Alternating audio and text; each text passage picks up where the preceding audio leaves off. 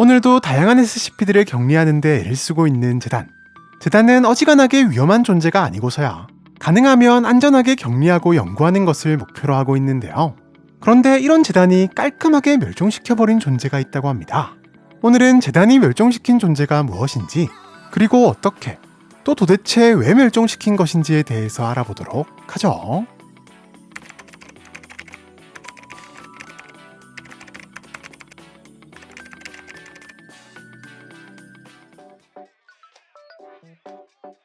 SCP-256은 남태평양 폴리네시아성 근처에 서식했던 크립토모르파 기간테스라는 이름을 가진 초거대 동물로, 브라키오사우루스와 상당히 닮은 모습에 무려 1000m 이상의 키를 가지고 있는 지구 역사상 가장 거대한 동물인데요.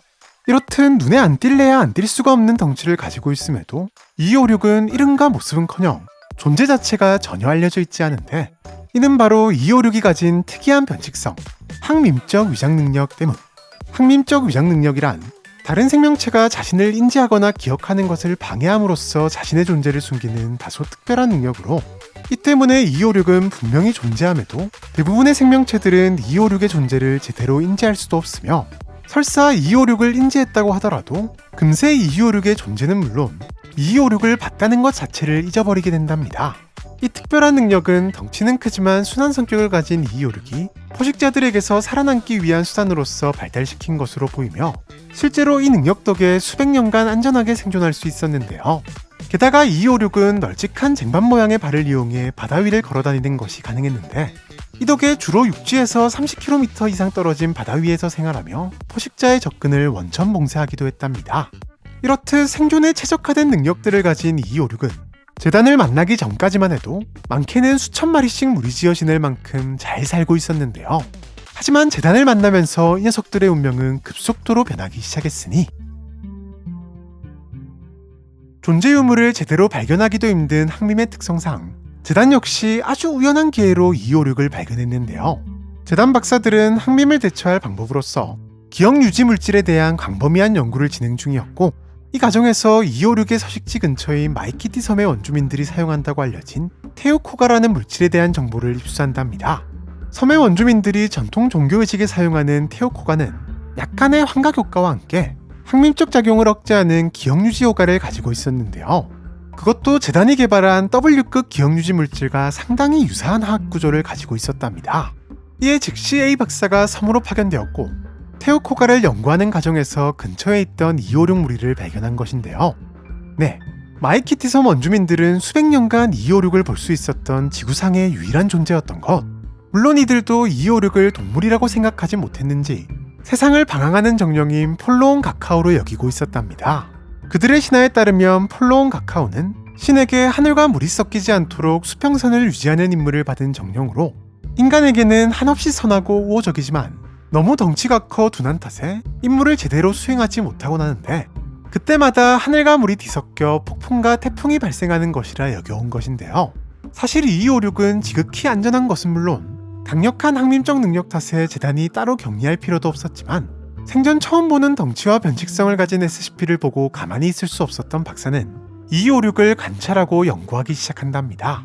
하지만 이것은 비극의 시작이었으니, 먼저 256의 모습을 남기기 위해 사진을 찍은 박사. 하지만 이상하게도 256이 사진에서 금세 사라져버렸는데요. 네, 256의 항민적 위장 능력이 256과 관련된 모든 정보에도 동일하게 영향을 끼치고 있었던 것. 하지만 어떻게든 모습을 남기고 싶었던 박사는 그나마 사라지는 속도가 느린 그림으로 256의 모습을 남기는 데 성공한답니다. 그런데 그날 이후부터 256의 개체수가 급격히 줄어들기 시작하는데요. 물론 당시만 해도 256 사이에 질병이 퍼졌거나 번식에 문제가 생긴 것이라 여긴 채 연구와 관찰은 계속되었고, 어느 날 상당히 가까이서 사진을 찍은 개체가 그 자리에서 즉사한 것을 확인하고 나서야 재단은 상황의 심각성을 알게 된답니다. 256을 억지로 관찰하고 분석하고 연구하는 것이 256의 생존에 엄청난 해를 끼친다는 것을 말이죠. 이 녀석들은 누군가에게 자신들이 오랜 시간 노출되고 있다는 것을 본능적으로 느낄 수 있었고, 수백 년간 어떤 위협도 받지 않고 살아왔던 256 개체들에게 이것은 엄청난 불안 요소이자 스트레스로 작용한 듯 보였는데요. 당시 재단에서는 이와 관련해 치열한 논쟁이 벌어졌는데, 추가적인 관찰 및 연구는 256을 멸종시킬 위험이 있으니 당장 연구를 멈추고 모든 자료를 삭제해야 한다는 의견부터 226의 죽음의 원인을 관찰과 연구 때문이라고 단정할 수도 없으며 설사 맞다고 해도 226이 멸종될지언정 SCP에 대한 연구와 정보를 포기할 수 없다는 반대 의견까지 조금도 의견차가 좁혀지지 않았고 그 순간에도 256 개체들은 죽어가고 있었답니다.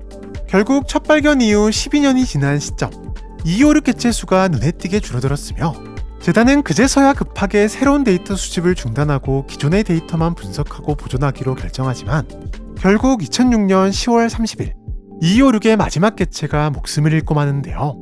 네, 256은 지구상에서 완전히 멸종되고 말았답니다. 만약 재단이 256을 발견하지 않았다면, 아니 256의 죽음의 원인을 조금 더 빠르고 정확하게 파악했다면, 그것도 아니면 연구에 대한 열정을 조금만 덜 가졌다면 어쩌면 256은 지금까지도 지구 어딘가에서 잘 살고 있지 않았을까요? 현재 256 개체는 완전히 멸종된 상태로 특수격리 절차가 필요 없는 상황인데요. 하지만 특이하게도 256은 현재 무력화가 아닌 유클리드 등급을 부여받은 상태인데 죽어서도 256의 학문적 위장 능력이 그대로 유지되는 탓에 256과 관련된 정보를 보존하는 데 어려움을 겪고 있기 때문. 실제로 256과 관련된 정보는 어떤 형태로 존재하든 실시간으로 사라지거나 손상되고 있는데 가령 이미 공식 문서도 실시간으로 글씨가 사라지고 있는 상태이며 256에 대한 문서 60% 이상이 이미 더 이상 읽지 못하는 상태가 되어버렸는데요. 이는 논문이나 사진처럼 정보가 자세하고 구체적일수록 또 컴퓨터 데이터처럼 정보 저장 수단이 복잡할수록 빠르게 부식되며 간단한 그림이나 종이 문서는 상대적으로 천천히 부식된답니다. 이 때문에 256과 관련된 중요한 내용은 모두 종이 문서로 따로 작성해 금고에 보관하고 있으며 실시간으로 부식 정도를 확인하고 있는데요. 하지만 정작 데이터 부식을 막을 근본적인 방법이 없기 때문에 짧게는 3년에서 길게는 8년이 지나면 256에 대한 모든 자료들이 오염되거나 사라질 것으로 추정하고 있답니다. 네, 결국 256도 잃고 256을 멸종시킨 대가로 얻은 자료까지도 모두 잃어버리는 것은 물론 모든 사람들의 기억 속에서 256이 잊혀져 그 누구도 256을 기억하지 못하는 최악의 상황이 될 것으로 보인다고 하네요. 지금까지 재단이 멸종시킨 가장 거대한 생명체 SCP-256에 대해서 알아보았는데요. 만약 과거 재단이 연구를 가감히 포기하고 256에 대한 정보를 삭제했다면 어땠을까요? 아니면 이왕 이렇게 된 거 정보라도 보존할 방법은 없는 것일까요? 이에 대한 여러분들의 의견을 댓글을 통해 남겨주시면 감사하겠습니다. 그럼 많은 댓글 남겨주시길 바라면서 우리는 다음 영상에서 또 만나도록 하죠. 안녕!